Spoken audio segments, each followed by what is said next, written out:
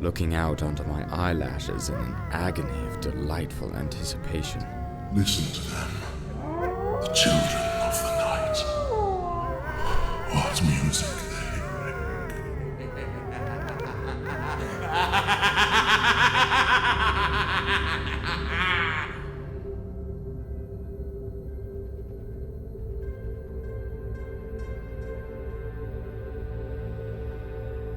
From the D&E Studios, welcome to the Dracula Podcast. I am your host, Lawrence Burgess, or LB for short. Thank you so much to my producer, Adam Stover, Rob, and Martha of Southgate Media, and most of all, you for listening. We aim to bring you thoughtful and stimulating media, reviewing the films, books, music, and plays that make Stoker's creations so beloved, the criticism to inform your purchasing decisions, interesting guests, and the needs of our communities. Please send us your questions and comments to Dracula Audio No Spaces on Twitter. That's Dracula Audio No Spaces on Twitter. Or emails at audio.dracula@gmail.com. Once again, that's audio.dracula@gmail.com. We will do our best to respond to queries by direct response or on our show. I'm so happy this week to introduce a new friend of the podcast. One thing we do here on this show, folks, is we promote things that we believe in. There's no false advertising. If I talk about it, and it gets the Dracula Podcast seal of approval, then it is good. We're not going to steer you wrong. This podcast is also brought to you by the Foxborough in Charleston, West Virginia. They are the industry leader in scoring, multi-track audio recording, mixing, mastering, production, and graphic design. You can find them on Facebook, and do so. Give them a like. For queries, please send correspondence to 1007 Bigley Avenue, Suite 319, Charleston, West Virginia, 25302. Once again, that's the Foxborough at 1007 Bigley Avenue, Suite 319, Charleston, West Virginia, 25302. Folks, welcome to the show. My sincerest appreciation goes out to all of you for listening and joining in. We hope you took a chance to listen to our previous episodes. If not, check out the Southgate Media homepage at southgatemediagroup.com. That's southgatemediagroup.com. There you can find us all over the place at iTunes, Libsyn, Stitcher, and a whole mess of other places around the friendly interwebs. And oh yeah, the 10-episode second season of Penny Dreadful premieres May 3rd at 10 p.m. on Showtime. To prepare our listeners for the second season, we'll be touching on each episode of Penny Dreadful chronologically. Each will be preceded by the tagline, Spoilers. And guess what, folks? Spoilers ahead. This is the second episode we're reviewing this week. Right now on Amazon, the first season of Penny Dreadful is $31.05. This is the Blu-ray, folks. Do not get the DVD. There are tons of details in each frame, and you might want a little bit more specifics in that. So I'm going to direct you to Blu-ray.com. That's www.blu-ray.com. There it gives you a great in-depth review about the video quality and the sound quality, and it's also my go-to place to find out whether I'm going to purchase a Blu or not. Penny Dreadful holds up really, really well. There's a great review on it. That's once again Blu-ray.com, and search Penny Dreadful. It's very, very easy. The search system is extremely user-friendly. And by the way, folks, if you don't watch Penny Dreadful, the terrorists will win, and you don't love America. So get that Blu-ray today, and all hail the USA. And at the Dracula Podcast inbox, we haven't had a lot of questions, but we've had a lot of compliments this week. Thank you all so much for listening. Thank you for communicating with us. We really appreciate it. We strive to do the very best show we can. We like to keep it tight and light, and hopefully informative and entertaining, and that's our goal. Our goal is to make sure that you come out with a good experience, and once again, folks, thanks. We really appreciate it. You ready over there? I'm ready over here. All right, ladies and gentlemen, it's news from around the globe. The first story we have is from the Victorian Vampire Society in the UK. Find them on Facebook. The flyer reads the Dracula Festival from the 2nd and 3rd of May 2015, Corvin's Castle, Romania. It has a film projection of Dracula, medieval theater, violin concert, archery and sword lessons, medieval fights and tournaments. Special guest Dacre Stoker, who is indeed the great-grandnephew of Bram Stoker and author of Dracula the Undead. Also, you'll be able to see the movie Dracula Meet the King, which is its premiere. You'll have a Dracula Vampire Ball on the 2nd of May, and its partnership is with the European Castles Fair. Go check that out today, folks. That's the Victorian Vampire Society in the UK, and it's the Dracula Festival on the 2nd and 3rd of May this year. And also on Facebook, this one's from the Whitby Dracula Society 1897. For a true taste of Transylvanian culture, visit the Transylvanian Horse Show. That's the 8th through 10th in May 2015. Once again, that's the Transylvania Horse Show, 8th through the 10th of May this year by the Whitby Dracula Society in 1897. And don't forget, folks, about the Bram Stoker Film Festival. It takes place the 22nd through 25th in October at Spa Pavilion at Whitby. Visit www.bramstokerfilmfestival.com for full details. It includes tons of films, guests, and a whole bunch of other things for aficionados of the genre. Again, that's Bram Stoker International Film Festival, and you can find them at bramstokerfilmfestival.com for full details.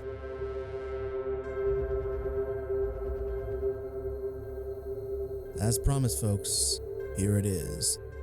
This is our subcast, the program entitled Casting Dread, the Penny Dreadful Show. The second episode of Penny Dreadful is entitled Seance. It was written by John Logan and directed by J.A. Bayona. And now it's time for a little story. We open to a lonely, misty street in London where one of the unfortunates takes a seat on an empty bench. She eats an apple and reads about the grisly murders. A man passes by her and lights the gas lamps. As he leaves her side, he is swallowed by the mist. She waits in dread and then is torn apart, her limbs separated from her body. Ethan awakes on the docks with injured hands, unsure of why he is there. He looks toward the Mariner's Inn, where he enters and buys a drink. Victor and a man with scarred features are seated at a table. Victor teaches the man how to eat bread, and then feeds him. Victor says that the man needs a name, and that he will choose it himself. Victor flips through the pages of Shakespeare, showing the man how to point and stop. As Victor flips through a second time, the man stops and points. Then the man says his name, Proteus. Victor has to go to work. Proteus does not want his creator to leave, but Victor must, as he must now make money since there are 2 mouths to feed. Proteus is desolate, as he is left alone. At the Mariner's Inn, Ethan is introduced to an Irish lass, an unfortunate named Brona Crofts. Vanessa is interrupted from writing a letter by Sir Malcolm. Victor arrives, and he, Sir Malcolm, Vanessa, and Sembeni descend. On a table lies the tattooed corpse. Vanessa informs Victor that they use carrion beetles to eat away at the skin. Victor takes a blood sample. Victor is unsure, but Sir Malcolm states that he has consulted a hematologist. Vanessa notes Victor's love of poetry. Meanwhile, Brona walks the streets and stops at the home of a young man. As she enters a room full of paintings, she has her first meeting with Dorian Gray. Sir Malcolm and Sembeni arrive at the police station where the inspector consults about the murders. Sir Malcolm looks at the gruesome photos and asks the inspector if the bodies were drained of blood. He answers in the negative. Sir Malcolm informs the inspector that he had best change tactics because he is hunting a beast. At Dorian's home, Brona is photographed in lingerie. He is overly bored until Brona coughs up blood. She informs him that she has consumption. Dorian is intrigued. Then, as the photographs are changed, he mounts her. Across the city, Ethan receives a telegram from his father. His father has taken care of the legal problems and paid off the federal marshals, but he must come home. In Victor's basement, Proteus is humming a tune. Victor gets an idea and grabs an illustrated copy of Moby Dick. He points to illustrations and Proteus identifies a boat. When he identifies a whale, he begins to cry. Victor wonders aloud if Proteus could have been a whaler. He states that everyone has done things to bring them shame. Proteus pours Victor a glass of water, looks to the sky, and hums a sea tune. Sir Malcolm and Vanessa arrive at Mr. Lyle's party. Vanessa moves about and is approached by Dorian. She is intrigued by him, and he by her ungloved hands. Lyle directs them all to a table where we are introduced to Madame Kali, who is about to lead a seance and communicate with the spirit world. In a groaning voice, she speaks as someone who represents the dead.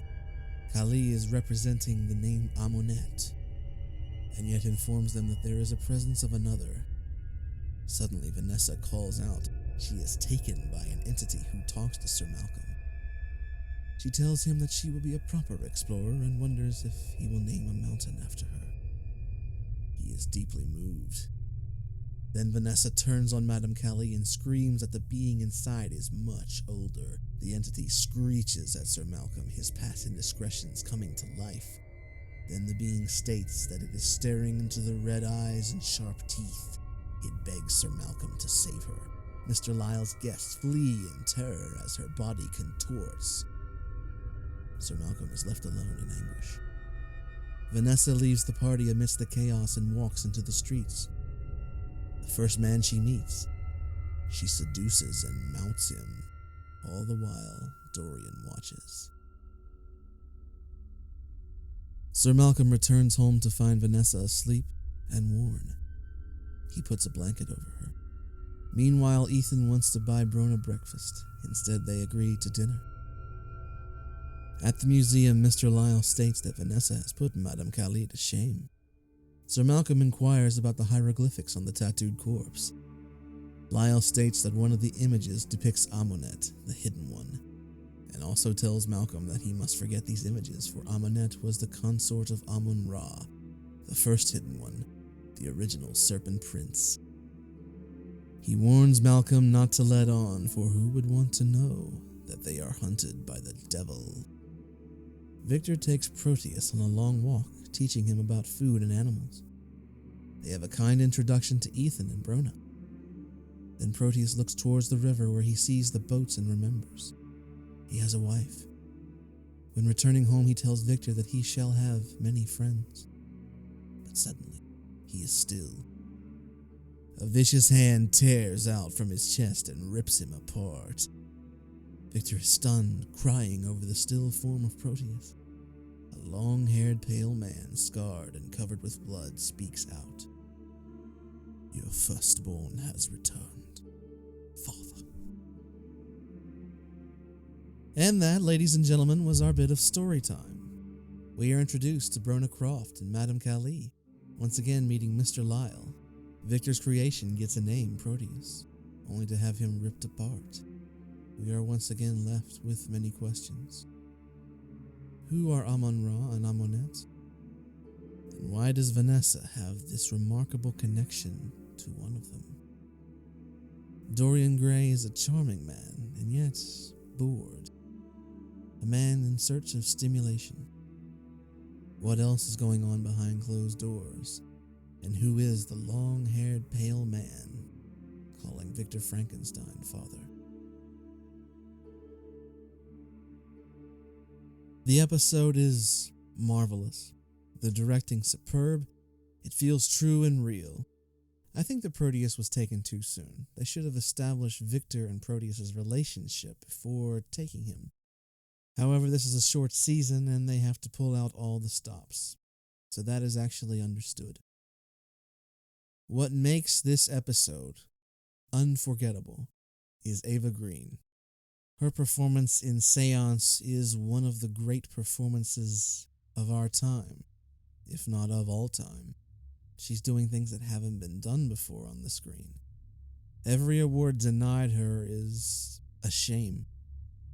It's marvelous, and this is only the second episode. So what's going on? What's going to happen? These are questions we will try to tackle next time.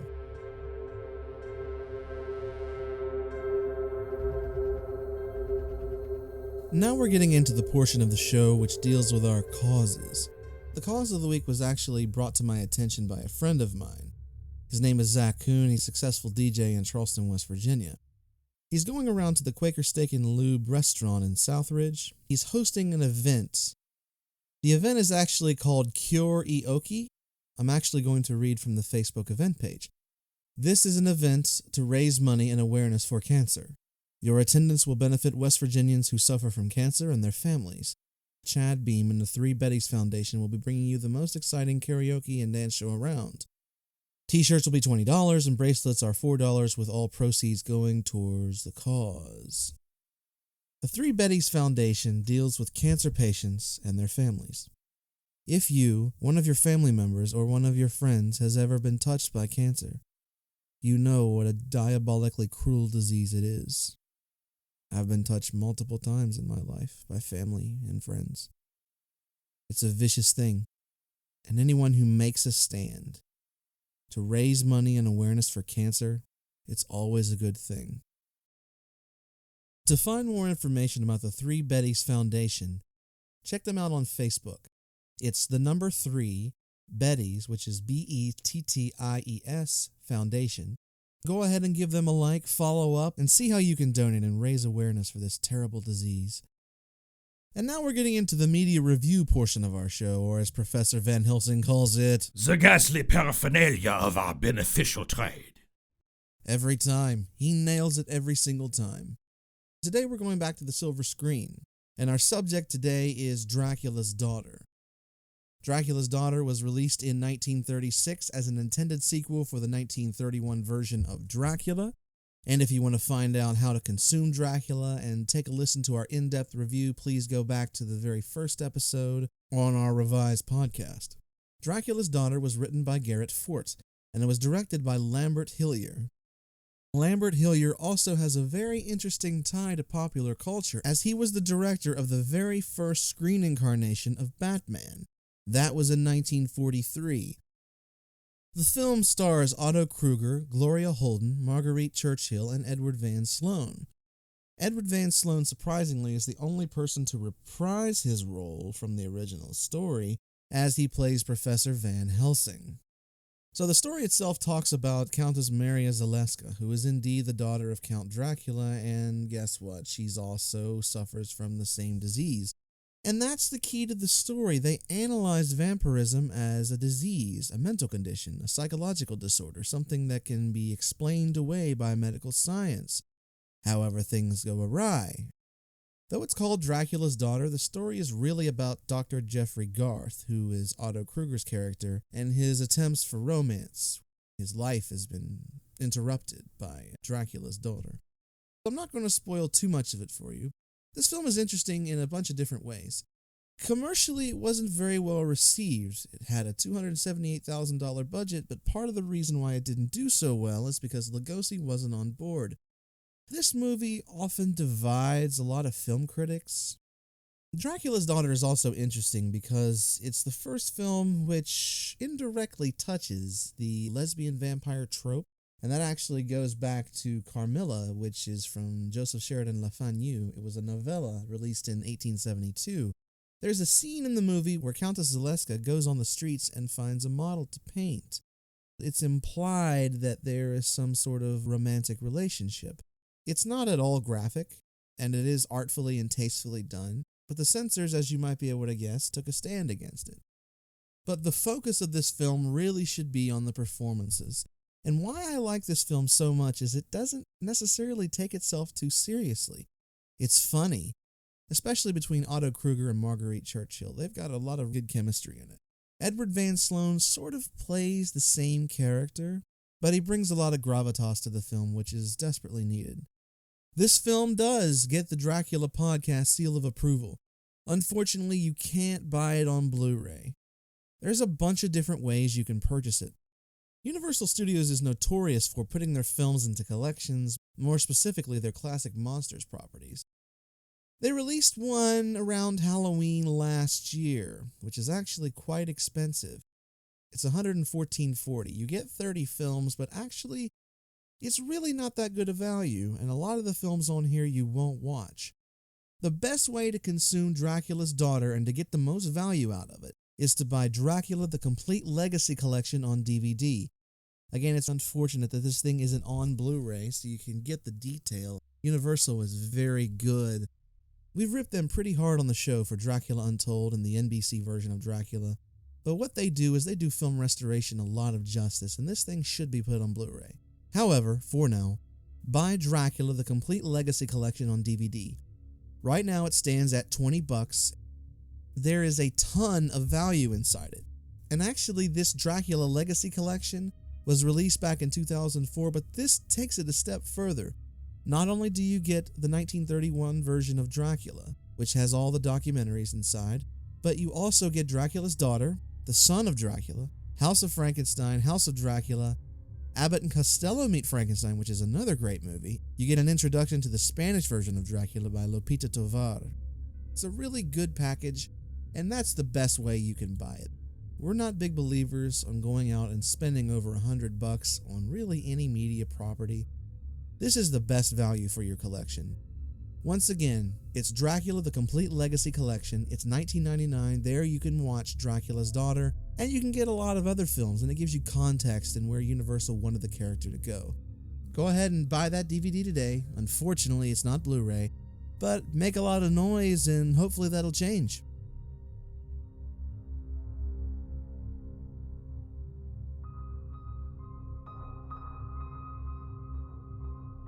Folks, that's all I have for today.